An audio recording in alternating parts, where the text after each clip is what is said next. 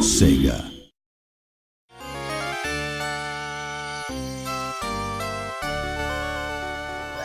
When I was thinking about what people remember fondly about the game, at the time, I think it was enjoying the thrills and getting the timing right when they played it. I think enjoying the game world and experiencing the fantasy world of Disney were a big part of it too. What they'll see in the 2013 version will be nothing like the old game in some sense, but I'm hoping that players can relive the same emotions when they play it. It's taking something that was very iconic in the 16-bit era and thinking, well, how can we take something that was really special, really worked well, was one of the most iconic games of its time, and actually try and explore that in new ways with the technology. And you have to be very mindful of what made the original so successful and why people loved it, and try and bring that forward without it being just, literally a one-for-one remake. There were a lot of unique games at the time in terms of graphics or the general atmosphere of the game. Even among those, this game made an impression that still lasts. And now it's being remade. The fact that we're bringing back something nostalgic that people remember fondly as a game they enjoyed years ago, to me, is the epitome of Disney.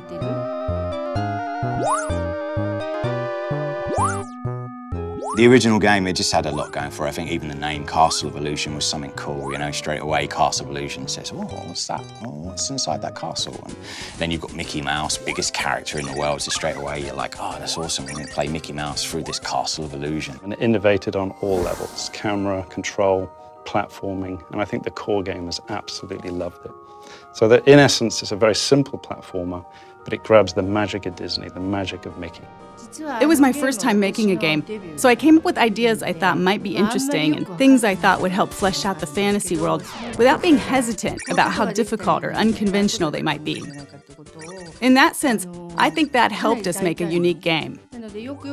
First, the animation was unique in that it used a remarkable number of frames in the animation for its time. We tried to use as many techniques from film animation as we could. Also, we put a lot of energy into the backgrounds for its time, packing in as much as we could given the memory constraints. I think both efforts paid off in terms of the game's graphic quality.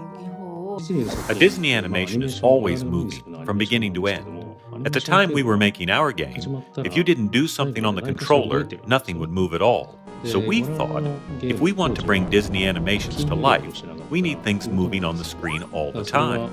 These days you see it in almost all games, but at the time, we were one of the first games where your character would move even when you're not doing anything. The amount of memory, or VRAM, that we had to work with at the time was really tiny. You need memory to make good, rich animations, but the way VRAM had been used prior to that point wasn't very well suited for animations like that. So we worked with the programmers to rebuild the system from the ground up to let us focus more on the animations. Once we got the animations where we wanted them, we adjusted the character's movements pixel by pixel for a better feel when the player controls him. When we were told to make a Mickey Mouse game, I didn't want to make a game that was just about Mickey being cute. Our focus was on how we could include the Disney World view from their classic movies. So rather than Mickey Mouse alone, we drew inspiration from the various classic movies that Disney's produced.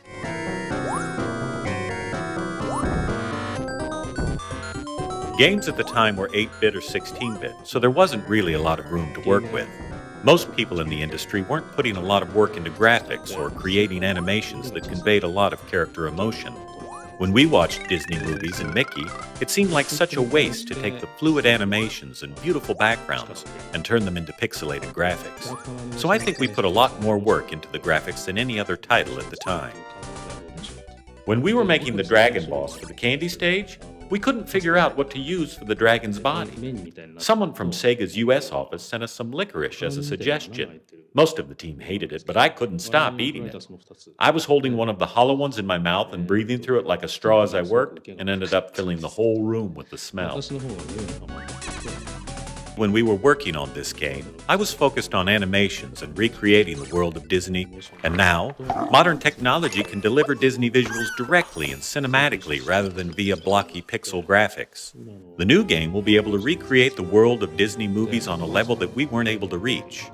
The world the game creates, and the game itself as well, will be that much closer to the world you see in the movies. People will be able to enjoy that as they play. The original game had this, and it's there in the remake as well. The essence of Disney, a positive world of dreams, peace, and imagination. It's the epitome of Disney, and I hope everyone enjoys that in the new game, too.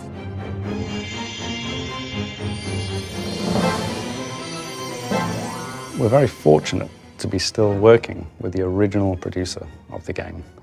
I don't think many other studios have ever had that opportunity. Sega actually approached us about this a number of times, so I've seen prototypes and ideas from other developers as well. But with SSA's prototype, it took me back to when I was working on the original game. It reminded me of things I was feeling at the time, or what was going through my head as I was working on it. That's a wonderful thing, and it made me really want to work with them. The prototype we delivered was actually to be presented to the producer of the original game. There is nothing like that as a goal to motivate a team and then to fly a lot of that team over to Japan and present live. I myself was quite nervous. I've heard that the producer was very tough, very talented. She did the original game. We were there in the meeting, everything was quiet. She walks in, everybody's very nervous. It went phenomenally well. She was happy, she was laughing, she enjoyed what we did to Mickey. For us to change the mechanics, we have to be very cautious. We can't steer too far away from the feel of Mickey, and we can't go too retro, because there were technology constraints in those days on what you could do with Mickey.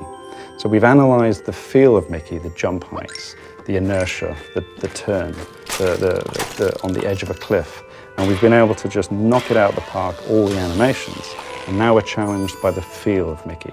So we feel we can move from the retro to retro plus. We can do more of what I think the gamers in those days would have loved because of our technology. It's more lifelike, it's more fun.